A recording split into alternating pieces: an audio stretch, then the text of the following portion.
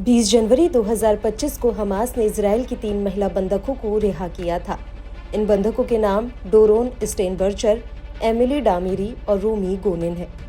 ये तीनों जब हमास की कैद से रिहा हो रही थी तो इनके चेहरे पर दोबारा घर लौटने की एक अनोखी मुस्कान थी। दरअसल ये महिलाएं पूरे 471 दिन तक हमास की कैद में रही थी। 7 अक्टूबर 2023 को हमास के इजराइल पर हमले के दौरान इन महिलाओं को अगवा करके गाजा ले जाया गया था और तब से लेकर अब तक ये महिलाएं हमास की हिरासत में थी। लेकिन जब इनकी रिहाई हो रही थी तो उस वक्त इन तीनों के हाथों में एक बैग नजर आ रहा था जिन्हें हमास के लड़ाकों ने इन्हें दिया था। हालांकि उस वक्त मीडिया और किसी की निगाह इनके बैग पर नहीं पड़ी, लेकिन जब इजराइल जाकर इन बंधकों ने हमास के दिए गए इन बैग्स को खोला तो उनमें ऐसी चीजें निकली जिन्हें देखकर सब हैरान रह गए।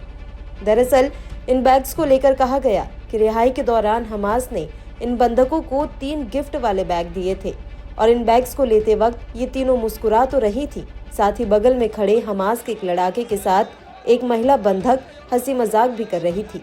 लेकिन जब इन बैग्स को करीब से देखा गया तो बैग्स पर अल कासिम ब्रिगेड्स का लोगो छपा था, जो हमास की सैन्य शाखा है। और जब इन महिलाओं ने इन बैग्स को खोला तो उसमें हर्बियू और अरबी भाषा में लिखा एक कार्ड भी था, जिस पर रेड क्रॉस के हस्ताक्षर थे। इस कार्ड पर टाइटल में रिहाई का फैसला लिखा था। इस कागजात पर रेड क्रिसेंट के एक प्रतिनिधि ने हस्ताक्षर भी किए थे। वहीं इन बैग्स को लेकर इजरायली मीडिया का कहना है कि इन बैग्स में बंधकों की तस्वीरें भी थी जो इनके कैद में रहने के दौरान ली गई थी।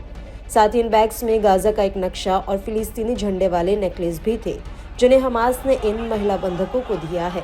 हालांकि इन गिफ्ट्स बैग को लेकर इजरायली मीडिया ने इन्हें हमास का एक प्रोपेगेंडा बताया है, लेकिन सोशल मीडिया पर कुछ लोग कह रहे हैं कि हमास ने इजरायली बंधकों को जिस अवस्था में रिहा किया उसके मुकाबले इजराइल द्वारा छोड़े जाने वाले फिलिस्तीनी बंधकों के हाव भाव से उनके साथ हुए दुर्व्यवहार का साफ पता चलता है।